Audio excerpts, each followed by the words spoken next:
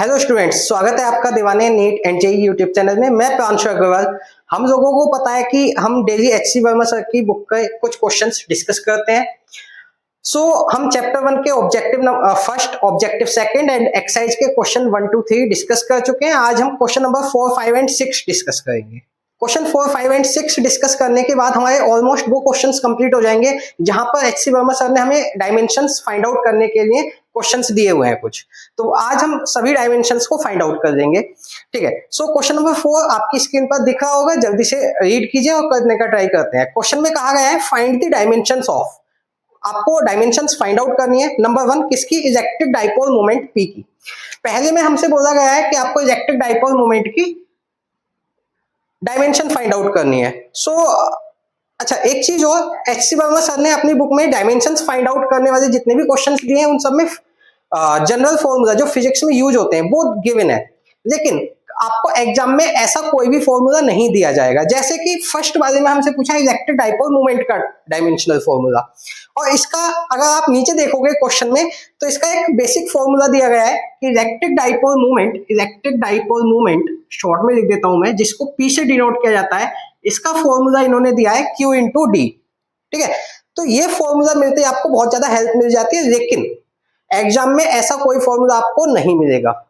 ठीक है, चलिए, तो यहां से अगर मैं डायमेंशन फाइंड आउट करने की कोशिश करता हूं, ये फॉर्मूलाज आप याद कर लेंगे, बेसिक फॉर्मूलाज, तभी आप डायमेंशंस फाइंड आउट कर सकते हैं, अदरवाइज डायमेंशंस फाइंड आउट नहीं हो पाएंगी। तो अगर मुझे P की डायमेंशन चाहिए तो dimension of P equal to होगा dimension of Q into dimension of D। मैं पहले भी के क्वेश्चंस में भी बता चुका हूं कि Q की डायमेंशन या तो AT हो सकती है, A इंटू T, या IT हो सकती है। एचसी वर्मा सर ने अपनी बुक में I यूज किया है, तो हम I यूज कर देते हैं, यहाँ पर A यूज नहीं करेंगे। ठीक है, आप एग्जाम में A भी यूज कर सकते हैं, I भी यूज कर सकते हैं, या अगर एमसीक्यू क्वेश्चन आता है तो जिस हिसाब से क्वेश्चन ऑप्शंस में दिया हुआ है वैसे आप चूज कर देंगे। ठीक है, तो Q की डायमेंशन क्या होती है? IT। क्या होगी? IT। और D क्या है यहाँ पर? D है डिस्टेंस। ठीक है, D है डिस्टेंस, तो डिस्टेंस की डायमेंशन क्या होती है? L। तो अगर हम देखें तो क्या बनेगी dimension? M0 L1 T1 I1। अगर पूरी तरीके से लिखें, या इसको शॉर्ट में ऐसे भी लिख सकते हैं LTI। ठीक है, तो इलेक्ट्रिक डाइपोल मोमेंट का डायमेंशनल फॉर्मूला हम फाइंड आउट कर चुके हैं।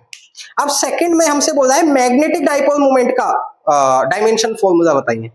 तो मैग्नेटिक डाइपोल मोमेंट, इसका सिंबल होता है कैपिटल M। कैपिटल M का फॉर्मूला जो दिया गया है बुक में वो है I इंटू A।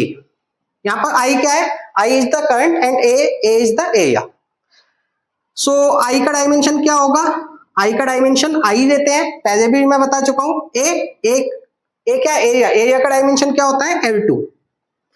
तो अगर इसको सही से देखें तो क्या बनेगा? IL2, या अगर फुल फॉर्म में लिखें तो M0 L2 T0 I1, MLT की टर्म में भी लिख सकते हैं। जैसा आपको ऑप्शन गिवन होगा उस हिसाब से आप अटेम्प्ट कर देंगे। क्वेश्चन नंबर 4 अपना कंप्लीट हो चुका है। अब हम मूव करेंगे क्वेश्चन नंबर 5 पर। आपकी क्लास में 1 मिनट का ब्रेक लेकर के मैं आपका 1 मिनट लेना चाहूंगा। जैसे कि आप लोगों को पता है कि YouTube चैनल पर हमने अपना बैच स्टार्ट किया हुआ है 11th एंड 12th के लिए, लेकिन यहाँ पर बच्चों को प्रॉपर गाइडेंस नहीं मिल पाती, टेस्ट पेपर अवेलेबल नहीं हो पाते हैं, और भी बहुत सारी कमियां हैं। जैसे कि हम यहाँ पर कोशिश करते हैं कि 11th कवर हो जाए, जेईई भी कवर हो जाए, नीट भी, थोड़ा थोड़ा सभी का पार्ट हम ऐड करते हैं। लेकिन अगर आपको प्रॉपर गाइडेंस के साथ अपनी प्रिपरेशन करनी है, चाहे आप क्लास 11th के स्टूडेंट है, 12th की, जेईई या नीट की प्रिपरेशन कर रहे हैं, तो हमने इन सभी बैच कोर्सेज के लिए अपना बैच स्टार्ट किया हुआ है। बैच की डिटेल आप स्क्रीन पर देख सकते हैं। 11th एंड 12th के लिए हमने 5th में से बैच स्टार्ट करने जा रहे हैं, और जेईई एंड नीट ड्रॉपर के लिए हम 15th मई 2026 से अपना बैच स्टार्ट करने जा रहे हैं। बैच में ज्वाइन होने के लिए पूरी डिटेल्स आपको स्क्रीन पर दी गई हैं, आप एक बार देख सकते हैं। मैं साइड हो जाता हूं। इसके साथ साथ अगर आप या आपके नॉन में कोई स्टूडेंट जो 6 से लेकर 10th तक है और वो बैच ज्वाइन करना चाहता है, तो हमारा एक दूसरा यूट्यूब चैनल भी है, आप हमसे डिस्कस कर सकते हैं उसके रिगार्डिंग, हम वहां भी आपको गाइडेंस प्रोवाइड करवा देंगे। दोनों ही चैनल्स पर बहुत रीजनेबल प्राइस पर पेड बैचेस स्टार्ट होने जा रहे हैं। आप जल्दी कीजिए, क्योंकि लिमिटेड कुछ ही शीट्स के लिए हमने एक वैलिड ऑफर रखा है। अगर उन लिमिटेड शीट से एक्सीड कर जाते हैं स्टूडेंट्स तो आप वो ऑफर नहीं दे पाएंगे। तो अगर आप ऑफर लेना चाहते हैं और बहुत रीजनेबल प्राइस में अपनी प्रिपरेशन स्टार्ट करना चाहते हैं तो जल्दी से हमें कॉन्टैक्ट कीजिए। कॉन्टैक्ट नंबर स्क्रीन पर विजिबल।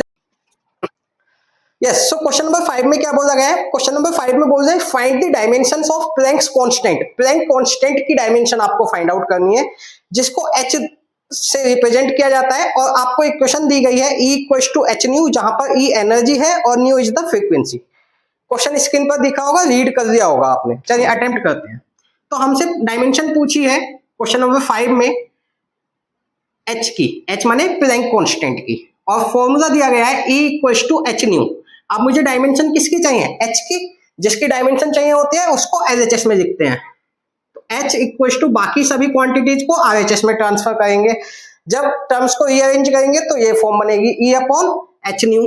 क्वेश्चन में दिया गया है कि E क्या है? एनर्जी है। एनर्जी की डायमेंशन मैं पहले से ही आपको बता चुका हूं, ml/t-2 होती है। और न्यू, न्यू क्या है? फ्रीक्वेंसी है। फ्रीक्वेंसी का फॉर्मूला क्या होता है? फ्रीक्वेंसी इक्वल टू होता है 1 अपॉन टाइम पीरियड के, 1 अपॉन टाइम पीरियड के। तो अगर फ्रीक्वेंसी की डायमेंशन देखें तो क्या बनेगी? 1 upon T, that is t-1। ठीक है, तो t-1, तो h equals to ml/2, t-1 ऊपर जाएगा, t+1 बनेगा, तो t-2 के साथ मिलके t-1 बचेगा, t-2 + 1, तो t-1 बचेगा। क्लियर हुई बात? तो हमने h की डायमेंशन भी फाइंड आउट कर दी, जिसके साथ अपना क्वेश्चन नंबर 5 भी कंप्लीट हो जाता है। अब हम बात करते हैं क्वेश्चन नंबर 6 की। अगर आपको किसी भी क्वेश्चन में कोई भी डाउट आ रहा है तो आप कमेंट बॉक्स में पूछ सकते हैं। You are free to ask. मैं किसी ना किसी वीडियो में, चाहे शॉर्ट वीडियो में या लॉन्ग वीडियो में, आपको वो डाउट सोल्व करके जरूर दूंगा। सो क्वेश्चन नंबर 6 रीड करते हैं। क्वेश्चन में बोला गया है फाइंड द डायमेंशंस ऑफ, हमें डायमेंशंस फाइंड आउट करनी है। किस किस की? तो ए पार्ट में बोला गया है specific heat capacity small C की। Specific heat capacity small C की डायमेंशन हमें पता करनी है। ठीक है, स्पेसिफिक हीट कैपेसिटी जिसको हम स्मॉल सी से डिनोट करते हैं। फॉर्मूला क्या दिया गया है स्पेसिफिक हीट कैपेसिटी के लिए? तो फॉर्मूला दिया गया है Q equals to mc t2 minus t1, mc t2 minus t1। ठीक है, तो इस फॉर्मूला का यूज करके c की डायमेंशन पता करनी है, तो c को LHS में लिखेंगे, बाकी क्वांटिटीज RHS में ट्रांसफर करेंगे। तो c इक्वल्स टू मिलेगा q upon m t2 minus t1। तो c की डायमेंशन अगर मुझे पता करनी होगी तो c की डायमेंशन इक्वल्स टू होगी q की डायमेंशन अपॉन m की dimension upon dimensions of t2 minus t1। तो c की डायमेंशन इक्वल्स टू q की डायमेंशन क्या देते हैं? अभी हमने जस्ट देखा था क्वेश्चन नंबर 4 में, कितने देंगे? it। q की डायमेंशन होगी it अपॉन m की डायमेंशन m रहेगी, और t2 माइनस t1 दोनों ही टर्म्स टेम्परेचर है। तो जब टेम्परेचर की डायमेंशन टेम्परेचर में से माइनस करते हैं तो क्या देते हैं? मतलब कुल मिलाकर के अगर दो क्वांटिटीज ऐड या सब्सट्रैक्शन में है तो दोनों क्वांटिटीज की एक ही डायमेंशन ले लेंगे। T2 यानी कि टेम्परेचर की डायमेंशन क्या होगी? K। इसकी भी क्या होगी? K। तो 1 टाइम K ले लेंगे, चाहे ऐड हो रहा हो या सब्सट्रैक्ट हो रहा हो। ये मैं हर एक वीडियो में आपको डिस्कस करता हूं आपके साथ। ठीक है, तो C इक्वल्स टू, अब जब सोल्व करेंगे तो हमें मिलेगा m-1, नीचे से m ऊपर जाएगा तो m-1 बनेगा। L है नहीं, T1 K-1 A-1, या तो आप ऐसे लिख सकते हैं या इसको फुल फॉर्म में लिखें तो m-1 L0 T1 K-1 A-1, इस तरीके से भी लिख सकते हैं, जो आपका ऑप्शन गिवन होगा। आई होप कि क्वेश्चन नंबर 6 का ए पार्ट आपको क्लियर हुआ होगा। अगर कोई भी डाउट है तो आप पूछ सकते हैं मुझसे। इसके बाद अगर हम बात करें तो सेकंड में हमसे बोला गया है the coefficient of linear expansion alpha की डायमेंशन हमें फाइंड आउट करनी है। किसकी? Coefficient of linear expansion, B part में। इसके लिए फॉर्मूला हमें दिया गया है LT equals to L0 1 plus alpha T2 minus T1।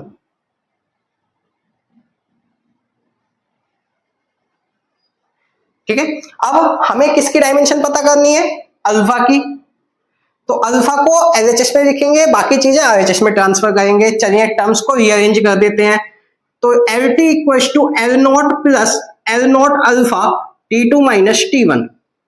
मैंने एल नॉट के अंदर मल्टीप्लाई कर दी, ये टर्म्स को हम एलएचएस में ट्रांसफर करेंगे। तो L T minus L not equal to L not alpha T two minus T one. अब अल्फा को यहीं रखें, बाकी चीजें दूसरी तरफ ट्रांसफर करें तो हमें मिलेगा L naught T two minus T one.